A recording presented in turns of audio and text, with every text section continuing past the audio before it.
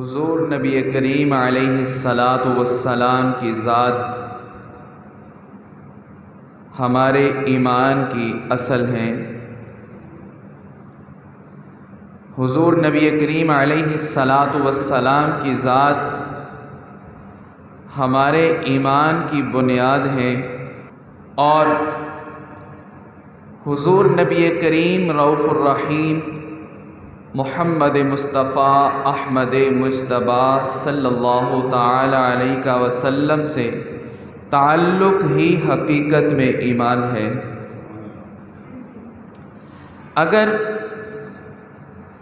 آپ صلی اللہ تعالی علیہ وسلم سے تعلق مضبوط ہے تو پھر ایمان بھی مضبوط ہے اور کامل ہے۔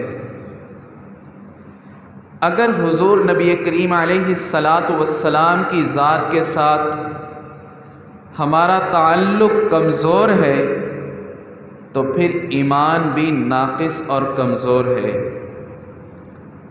اور اگر خدا نخواستہ یہ تعلق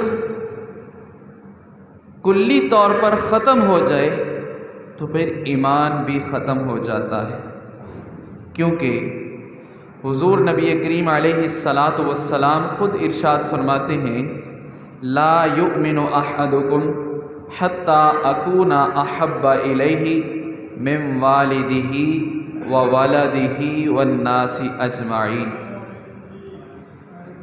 فرمایا کہ تم میں سے کوئی شخص اس وقت تک کامل مومن نہیں ہو سکتا جب تک وہ اپنے ماں باپ، اپنی اولاد اور تمام لوگوں سے بڑھ کر میرے ساتھ محبت قائم نہ کر لے۔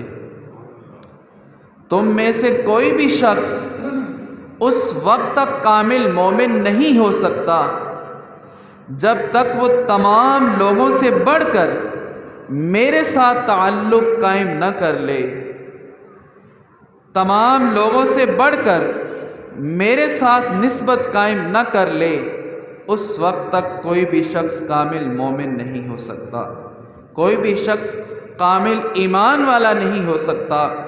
کامل ایمان کے لیے یہ ضروری ہے کہ حضور نبی کریم علیہ الصلاۃ والسلام کی ذات کے ساتھ تعلق مضبوط ہو، حضور نبی کریم علیہ الصلاۃ والسلام کی ذات کے ساتھ ہمارا رشتہ مضبوط ہو، حضور علیہ الصلاۃ والسلام کی ذات کے ساتھ ہماری نسبت مضبوط ہو۔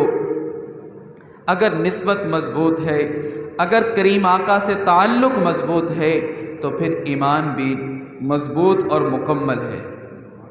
دین، علم، دعوت و تبلیغ، الغرض پورے کا پورا دین کا مرکز اور محور حضور نبی کریم علیہ الصلاۃ والسلام کی ذات گرامی ہے۔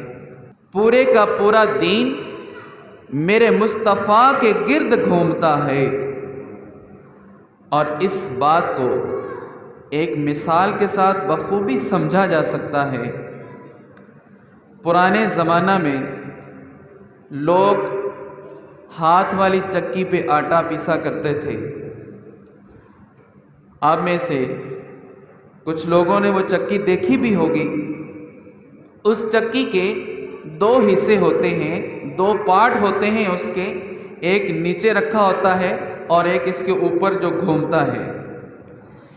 نچلے پارٹ کے درمیان میں لکڑی کی ایک کلی لگی ہوتی ہے، اس کلی کو اردو زبان میں محور کہتے ہیں۔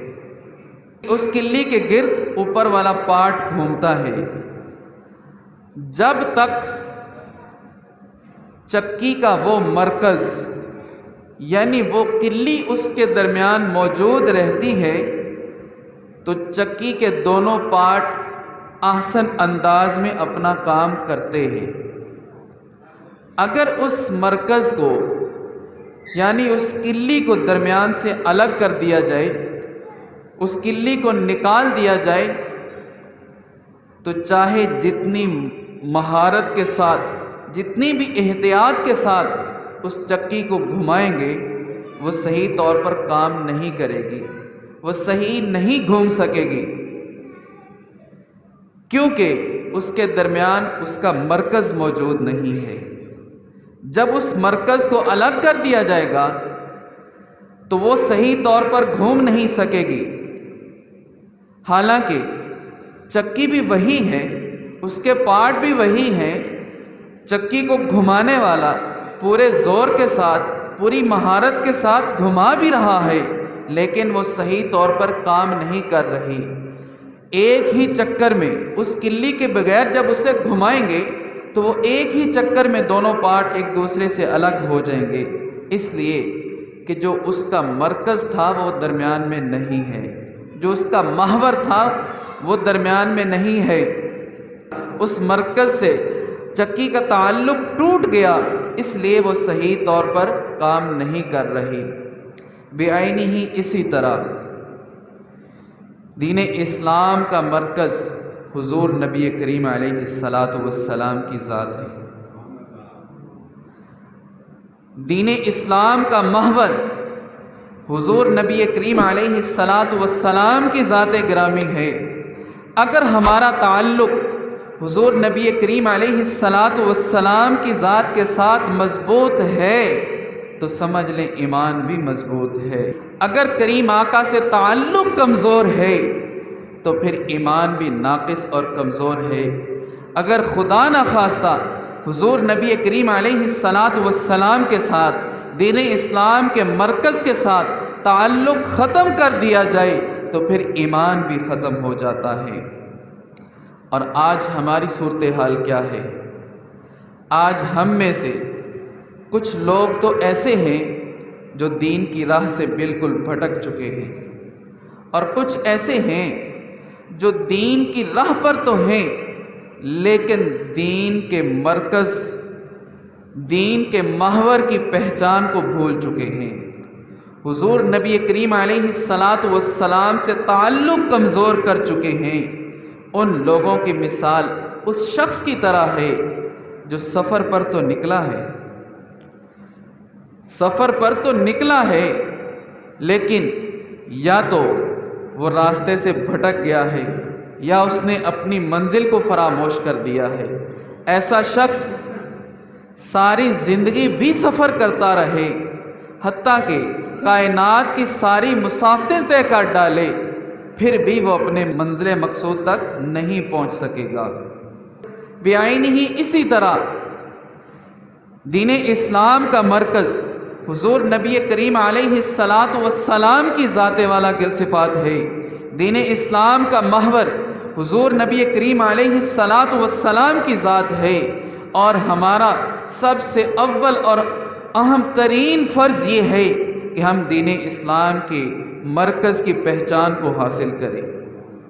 دین اسلام کے مرکز یعنی محمد مصطفیٰ صلی اللہ تعالی علیہ وسلم کی ذات کے ساتھ اپنا تعلق مضبوطی سے قائم کریں، اپنی نسبت حضور نبی کریم علیہ السلام کی ذات کے ساتھ مضبوطی سے قائم کریں، تاکہ ہمارا ایمان حقیقی معنوں میں ایمان بن جائے، ہمارا اسلام حقیقی معنوں میں اسلام بن جائے۔ آج ہماری مسلمانی فقط نام کی مسلمانی رہ گئی ہے، اسی لیے تو آج کا مسلمان در بدر کی ٹھوکریں کھاتا پھر رہا ہے۔ اس کی وجہ یہی ہے کہ آج ہم نے دین اسلام کے اس مرکز سے اپنا تعلق کمزور کر رکھا ہے۔ دین اسلام کے مرکز سے حضور نبی کریم علیہ السلام کی ذات سے ہم نے اپنی نسبت کمزور کر رکھی ہے، اور حضور نبی کریم علیہ السلام کے ساتھ تعلق قائم کیسے ہوگا؟ حضور نبی کریم علیہ السلام کی ذات کے ساتھ ہماری نسبت مضبوطی سے قائم کیسے ہوگی؟ کیا صرف کلمہ پڑھ لینا کافی ہے، یا صرف زبان سے یہ کہہ دینا کہ یا رسول اللہ ہمیں آپ سے محبت ہے، زبان سے کہہ دینا کافی ہے، یا صرف زبان سے یہ نعرہ لگا دینا کہ غلامی رسول میں موت بھی قبول ہے، کیا یہ صرف کہہ دینا کافی ہے؟ نہ، حقیقت میں تعلق قائم تب ہوگا جب ہم نبی کریم علیہ الصلاۃ والسلام کی تعلیمات پر عمل کریں گے۔ حقیقی محبت تب ہماری قائم ہوگی جب ہم حضور نبی کریم علیہ الصلاۃ والسلام کے بتائے ہوئے طریقوں کے مطابق اپنی زندگی کو بسر کریں گے۔ حقیقی نسبت تبھی قائم ہوگی جب ہم حضور نبی کریم علیہ الصلاۃ والسلام کی سنتوں پر عمل کریں گے۔ صرف زبان سے نعرہ لگا دینا کافی نہیں ہے، صرف زبان سے یہ کہہ دینا کہ مجھے غلامی رسول میں موت بھی قبول ہے، یہ کہہ دینا کافی نہیں ہے۔ اے بندگان خدا، اگر حقیقی تعلق قائم کرنا چاہتے ہو، اگر مصطفیٰ کریم صلی اللہ علیہ وآلہ وسلم کی ذات کے ساتھ حقیقی محبت کا دم بھرتے ہو تو میدان عمل میں آنا ہوگا۔ ابتدائی دور کا مسلمان عزت کی زندگی بسر کر گیا، حالانکہ انہوں نے غریبی کا دور بھی دیکھا، تعداد میں بھی وہ کم تھے، پھر بھی وہ لوگ عزت کی زندگی بسر کر گئے۔ لیکن آج کا مسلمان در بدر کی ٹھوکریں کھاتا پھر رہا ہے، آج کا مسلمان ذلت اور رسوائی کی زندگی بسر کر رہا ہے۔ اس کی وجہ یہی ہے کہ اس دور کے مسلمان کا تعلق اپنے نبی کے ساتھ مضبوط تھا۔ وہ صرف نعرے نہیں لگاتے تھے بلکہ پریکٹیکلی وہ عمل کرتے تھے، میدان عمل میں آگے ہوتے تھے۔